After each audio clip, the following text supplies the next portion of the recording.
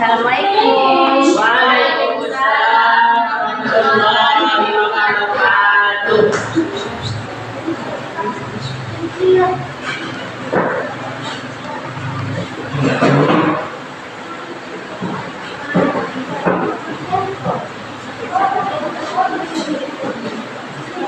Assalamualaikum warahmatullahi wabarakatuh. Waalaikumsalam warahmatullahi wabarakatuh. Apa kabar anak ibu semuanya? Alhamdulillah, luar biasa, hebat, semangat Allah. Alhamdulillah. Coba dilihat dulu di samping-samping bangunnya ada nggak sampah atau yang lainnya? Nggak ada juga. Oke, nanti. Baiklah, sebelum kita mulai pembelajaran, siapa di sini ketua kelasnya? Isra'i, silakan kita mulai pembelajaran dengan membaca doa dulu. Baik Bu, baik teman-teman, seperti biasa sebelum kita mulai proses belajar mengajar, kepada kita membaca doa terlebih dahulu. Membaca kita mulai dengan membacakan basmalah. Bismillahirrahmanirrahim. Rabbi zidni ilman warzuqni fahman. Amin. Terima kasih anak-anak Isra'i. Baiklah, pada hari ini oh ya, untuk absen hari ini siapa yang tidak hadir? Halim Bu. Kemana Halim? Sakit? Ya, nanti Bu, ternyata dia nggak tahu Bu. Oh itu. Iya Bu. Di sini anak ibu semuanya puasa?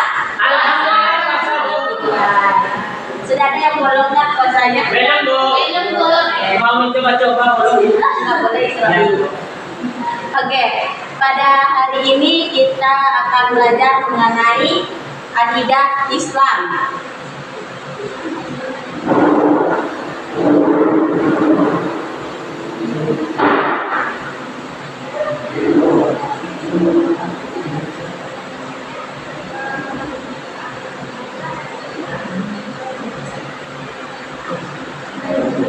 Di sini siapa yang tahu apa itu akidah Islam? Keyakinan Bu. Keyakinan, betul.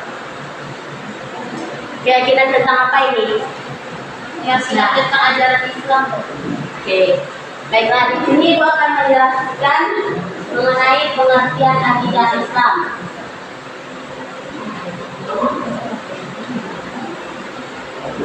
Jelas anak-anak Ibu? Jelas. Oke, pengertian akidah Islam itu dibagi menjadi dua, yaitu pertama akidah secara bahasa dan secara istilah. Akidah secara bahasa itu berasal dari kata aqada yaqidu akidatan, yang berarti ikatan atau perjanjian. Sedangkan menurut para ulama, akidah secara bahasa itu adalah sesuatu yang terikat kepadanya hati dan hati nurani. Akidah itu juga berarti janji atau keyakinan.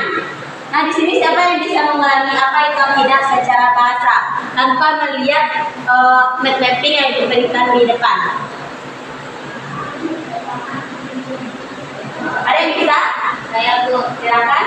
Akidah itu adalah sesuatu yang terikat kepadanya hati dan hati nurani Bu.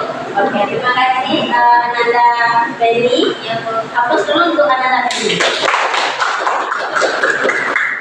Oke, selanjutnya kita masuk kepada akidah secara istilah. Mohon maaf Ibu, di sini harusnya istilah bukan bahasa.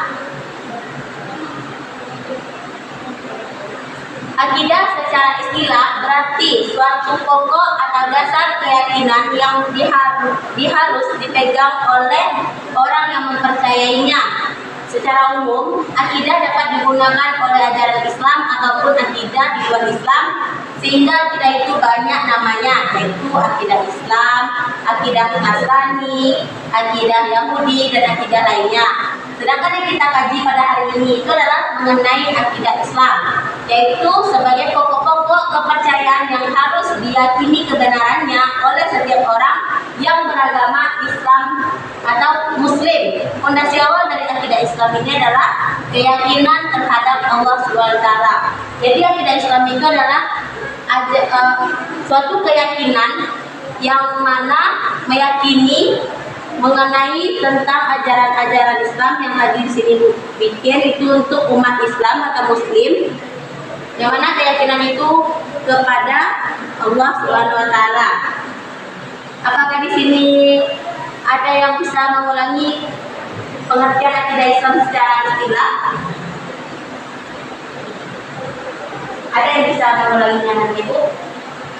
Saya, Bu. Silakan. Akidah Islam itu adalah pokok-pokok kepercayaan yang harus diyakini kebenarannya oleh setiap Muslim atau orang Islam, Bu. Yang mana itu merupakan fondasi awal dari seorang memiliki akidah atau keyakinan kepada Allah.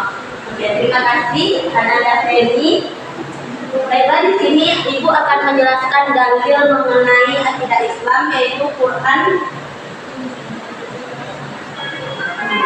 Al-Maidah ayat 1.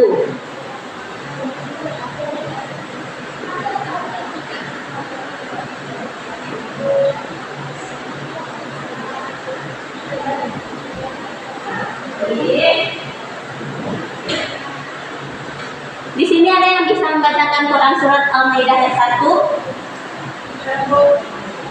Silakan.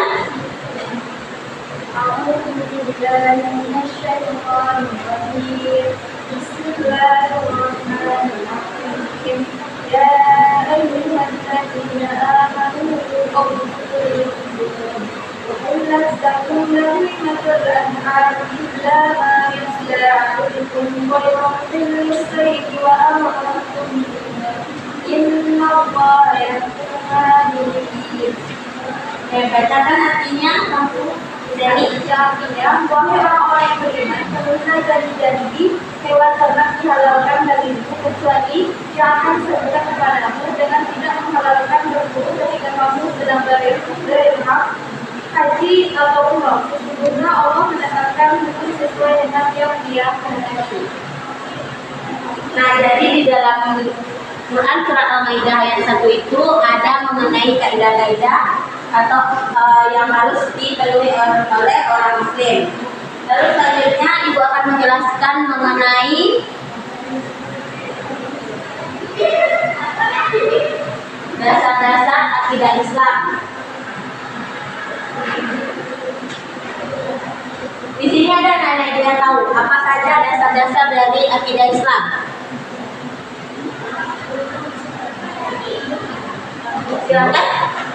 Berdasarkan akidah Islam itu seperti Al-Quran dan hadis, Bu. Betul. Terima kasih saudara. Terima kasih Ananda Isra'i. Baiklah, di sini ada dasar-dasar akidah Islam yaitu Al-Quran. Al-Quran, apa itu pengertian Al-Quran? Ayo, Bu. Silakan. Al-Quran itu adalah firman Allah yang diturunkan kepada Nabi Muhammad melalui perantara malaikat Jibril, disampaikan secara mutawatir, diawali surat Al-Fatihah dan ayat surat An-Nas dan membacanya menilai ibadah. Oke, bagus sekali ya, Beni. Lalu di sini ada yang bisa menjelaskan apa itu pengertian dari hadis? Tidak ada yang bisa? Jadi, coba, Bu. Ya, silakan. Yang Anda tahu pengertian dari hadis itu ialah segala sesuatu yang bersumber dari Nabi Muhammad SAW, baik berupa perkataan, perbuatan maupun tindakan. Itu. Oke, terima kasih Ananda Isra'i.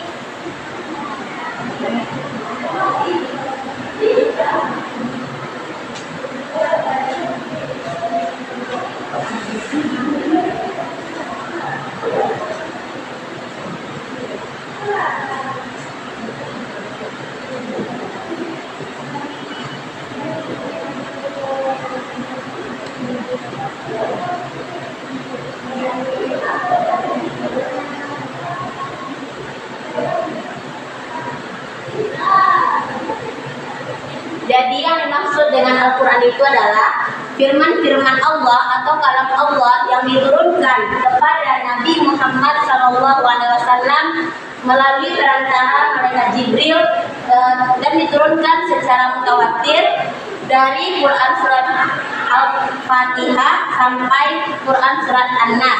Sedangkan yang dimaksud dengan hadis itu adalah seperti yang dikatakan oleh Anda Isra'i tadi bahwasanya hadis itu adalah suatu perkataan atau perbuatan atau ketetapan yang diucapkan oleh Nabi Muhammad SAW. Nah, selanjutnya yaitu mengenai apa sih tujuan kita untuk mempelajari akidah Islam. Ada yang tidak tahu apa saja tujuan kita mempelajari akidah Islam itu? Ada? Silakan, Ainun.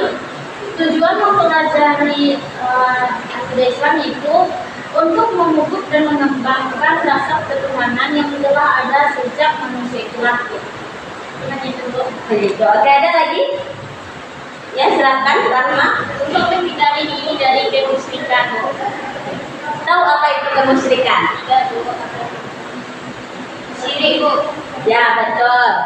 Syirik itu adalah mempersekutukan Allah. Jadi kemusyrikan itu adalah seperti ya perlakuan orang itu yang melakukan persekutuan mengenai Allah. Bahwasanya kan Allah itu esa. Jadi itu yang dimaksud dengan kemusyrikan. Lalu di sini ada yang tahu lagi tujuan mempelajari akidah Islam?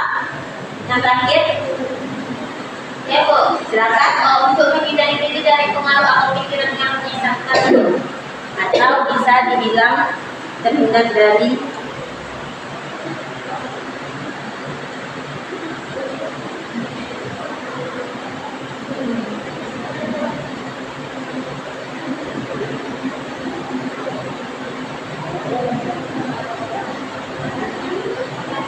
Oke, terima kasih Henny. Ada yang bisa mengulang ketiga tujuan dari kita mempelajari akidah Islam tadi? Tiga-tiganya, Bu. Ya, bisa? Yang pertama yaitu tujuan mempelajari akidah Islam itu tadi ada tiga. Yang pertama yaitu untuk memupuk dan mengembangkan rasa ketuhanan yang ada sejak lahir. Kemudian untuk menghindari yang namanya syirik atau musyrik. Kemudian untuk menghindari yang namanya pengaruh akal pikiran yang menyesatkan manusia. Mungkin hanya itu, Bu. Oke, terima kasih Ainun.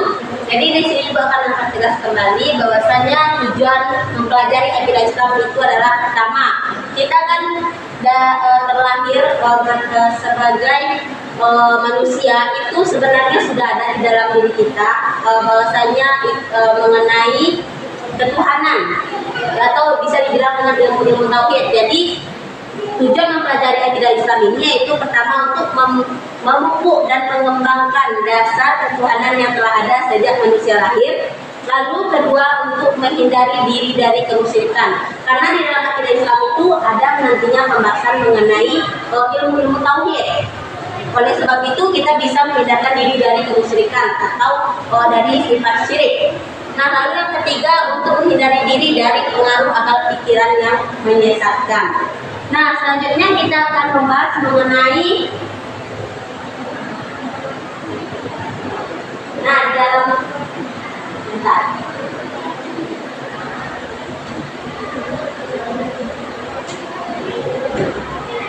jelas anak Ibu? Kurang.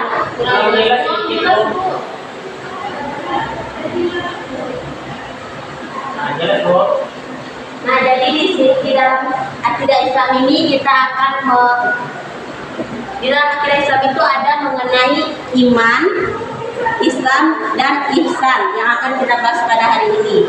Yang dimaksud dengan iman itu adalah secara bahasa, iman itu berasal dari kata amana yu'minu imanan, yang artinya percaya. Sedangkan secara istilah yaitu membenarkan dengan hati, mengucapkan dengan lisan, dan dilaksanakan dengan anggota badan atau perbuatan.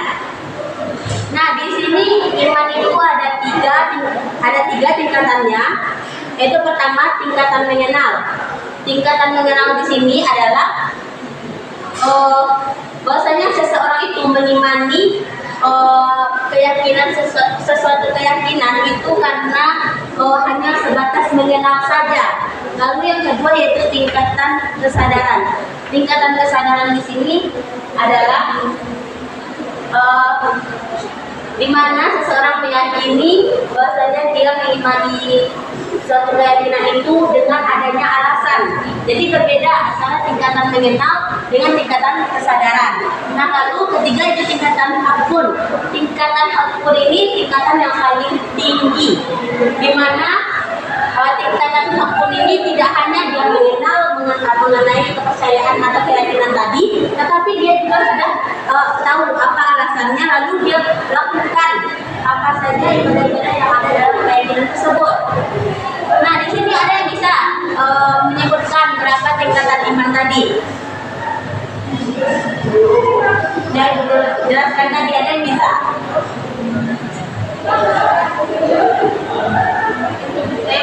Oke, silakan. Yang pertama tingkatan mengenal, yang kedua tingkatan kesadaran, yang ketiga tingkatan tafakur. Ya, betul. Apa pengertiannya bisa? Menjelaskan. Ada yang bisa? Silakan.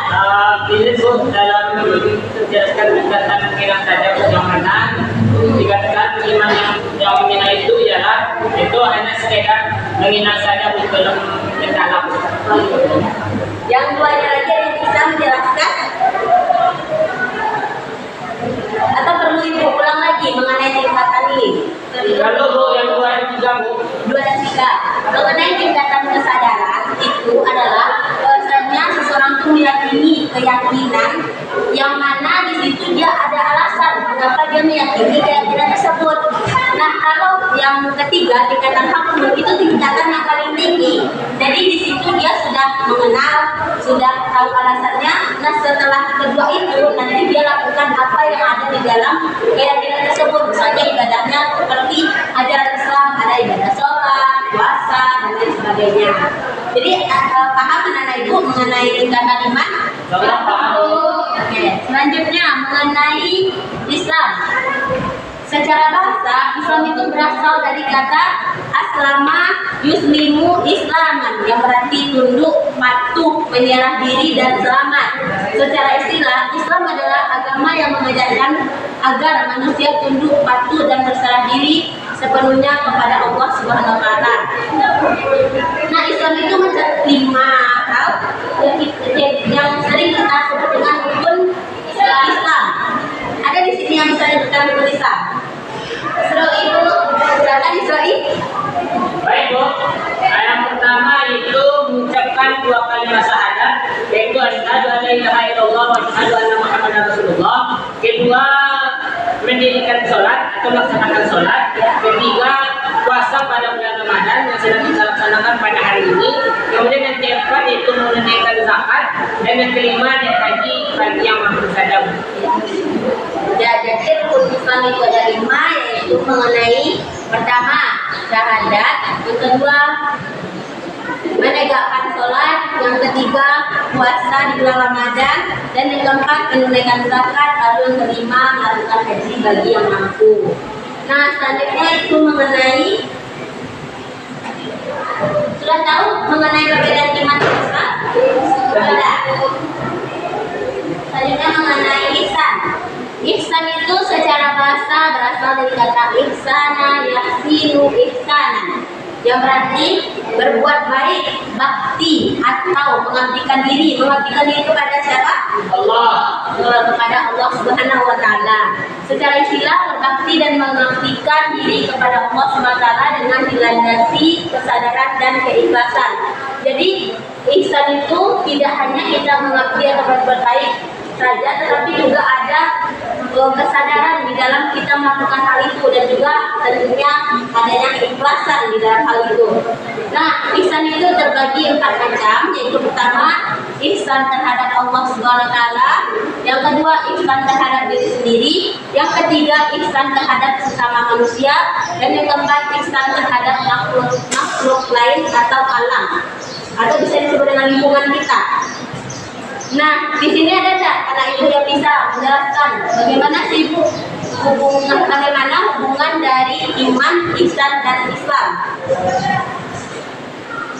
Dan tadi sudah menjelaskan mengenai iman, ihsan, dan Islam. Apa hubungannya antara ketiga itu di dalam akidah Islam? Kalau iman itu kita pada sudah keyakinan Bu. Kalau itu melahirkan ibaratnya kayak meningkatkan amal perbuatan kita. Sedangkan ihsan itu lebih perwujudan antara iman dan Islam. Ya, terima kasih Dedi. Jadi ibu di sini akan mempertegas kembali bahwasanya hubungan iman, Islam dan Islam itu betul yang dikatakan oleh Dewi tadi. Berarti kan iman itu lebih menekankan kepada akidah dan keyakinan, sedangkan Islam lebih menekankan kepada amal perbuatan, atau seperti kayak melakukan amal perbuatan ibadah sholat, ibadah puasa dan lain sebagainya. Lalu sedangkan Islam itu adalah perwujudan dari iman dan Islam. Jadi hubungan antara ketiga itu memanglah sangat berkaitan dalam akidah Islam. Jika tidak ada salah satu dari yang ketiganya itu, maka tidak akan sempurna akidah Islam seseorang Muslim. Begitu anak-anak ibu. Jadi apakah ada anak-anak ibu yang bertanya mengenai pelajaran kita hari ini, yaitu akidah Islam? Tidak? Sudah paham? Oke, mungkin di sini ibu akan membagi anak ibu kepada 4 kelompok. Karena di sini ada mengenai ihsan terbagi 4 macam. Jadi kita langsung aja ibu bagi ya. Berarti ada yang sendiri satu ya, karena hari ini nggak datang ya. Iya Bu. Oke, berarti Penny sama Seni, lalu Ainun sama Rahma, baru 2 ya. 2, lalu Nisa 1 sendiri. Nah, Isroi sendiri. Jadi kan tadi ada 4 mengenai pembagian ihsan. Penny membahas mengenai ihsan terhadap Allah SWT. Seperti apa contoh dari ihsan terhadap Allah. Lalu yang kedua, ihsan terhadap diri sendiri. Itu untuk Rahma dan Ainun. Bagaimana contohnya? Lalu yang ketiga, ihsan terhadap sesama manusia. Nisa bisa kan? Bisa. Oke, yang keempat, ihsan terhadap makhluk lain atau alam atau lingkungan. Itu Isro'i yang membahas. Bagaimana contohnya sih? Nanti presentasikan. Oke, silakan dari dulu anak ibu.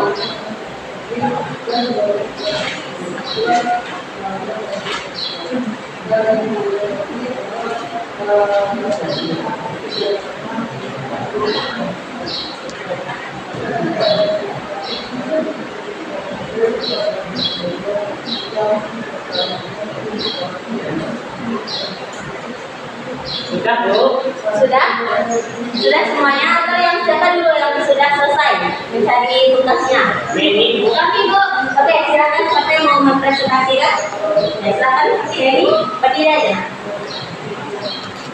Baik, di sini saya akan mempresentasikan yaitu contoh ihsan terhadap Allah SWT, yaitu selalu berusaha menaati perintah Allah SWT seperti sholat, puasa, zakat, sedekah, infak dan sebagainya, dan menjauhi larangannya. Terima kasih.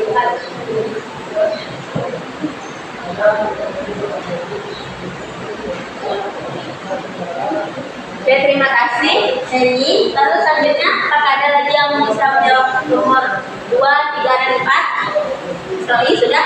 Sudah Bu. Sudah, oke. Apa contohnya? Baik Bu, bisa menjawab. Ihsan terhadap makhluk lain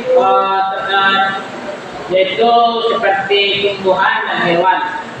Yang mana contohnya di sini ialah kita harus menjaga lingkungan ataupun contohnya menjaga tumbuhan dan juga jangan pernah menyakiti makhluk selain manusia. Kita harus menjaganya dan merawatnya itu. Oke, terima kasih Isro'i. Lalu selanjutnya untuk yang kelompok 2 dan 3 apakah sudah bisa? Silakan Ainun. Terkait dengan ihsan terhadap diri sendiri, kita berbuat baik terhadap diri kita sendiri, mulai dari sikap kita, watak kita, kemudian kita harus menjaga yang namanya mental atau kesehatan diri kita sendiri. Mungkin aja itu Bu. Oke, terima kasih. Lalu yang nomor 3, apakah sudah dapat jawabannya? Silakan yang bisa.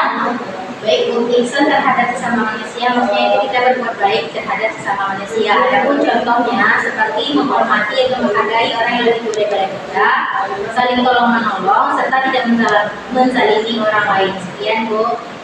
Ya, terima kasih Anissa. Jadi betul yang dikatakan oleh anak-anak ibu tadi semuanya, bahwasanya mengenai tingkatan ihsan tadi, contohnya yang pertama itu ihsan terhadap Allah SWT, yaitu mengenai ketakwaan atau ketaatan kita kita kepada Allah SWT seperti melakukan ibadah tadi kan, ibadah puasa pada bulan Ramadan sekarang ini, lalu sholat dan lain sebagainya. Nah, yang kedua itu ihsan terhadap diri sendiri. Ihsan terhadap diri sendiri tadi Ainun mengatakan bahwasanya itu menjaga mental. Betul, menjaga mental itu sangat bisa dibilang itu sama hargai diri sendiri, sama dengan kayak berbuat baiklah kepada diri kita sendiri. Jadi jangan ada anak yang bilang suka insecure dengan diri sendiri di sini. Tidak, Bu. Ada. Sebaiknya jangan, karena kan itu juga kalau bisa kita merasakan insecure, kan bisa dibilang nanti mentalnya down atau gimana. Syukuri apa yang sudah diberikan oleh Allah kepada kita. Bagus suara ini ya. Iya, positif yang juga. Oke, selanjutnya yang ketiga, ihsan terhadap sesama manusia, yaitu mengenai menghormati, tidak menzalimi orang lain. Anak-anak ibu di sini menghormati orang tua kan? Iya. Tidak ada yang melarang kepada orang tua kan? Iya. Alhamdulillah. Isra iya. Tidak, Bu. Kadang tidak secara langsung kan. Alhamdulillah. Iya. Oke, yang keempat, ihsan terhadap makhluk lain atau alam lingkungan. Contohnya menjaga lingkungan seperti tidak membuang sampah sembarangan. Nah, baiklah, apakah ada anak yang ingin bertanya mengenai pelajaran kita hari ini? Tidak, sudah paham ya? Insyaallah paham, Bu. Oke. Untuk besok kita itu ada mengenai pengertian sifat wajib, muntasil dan jaiz bagi Allah. Jadi untuk anak-anak itu besok tolong dibaca bukunya ya mengenai itu. Untuk kedepannya kita akan membahas itu.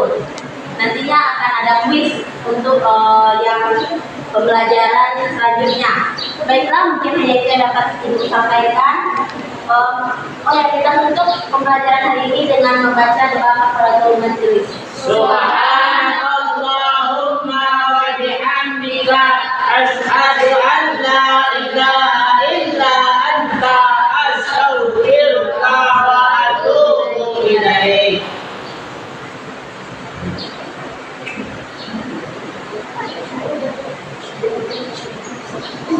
Ya, terima kasih anak ibu.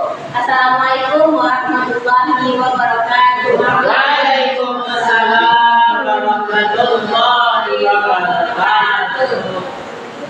Ibu keluar dulu ya. Ya, Bu. Ya.